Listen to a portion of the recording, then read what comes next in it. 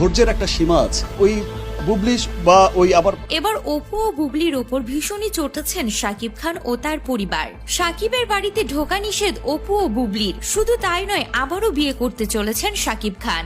গত কয়েক সপ্তাহ ধরে সংবাদ মাধ্যমে বিশেষ সাক্ষাৎকারে শাকিব খানকে নিয়ে কথা বলেই যাচ্ছেন ঢালিউডের দুই চিত্রনায়িকা অপু বিশ্বাস ও শবনম বুবলি। শাকিব খান তো বলেওছে যে তার সাথে অপু বিশ্বাসের কখনো বিয়ে হয়নি। আল্লাহ মুক্তি দাও। এ বিষয়ে শাকিব কোনো মন্তব্য না করলেও সম্প্রতি মুখ খুলেছেন শাকিবের পরিবার।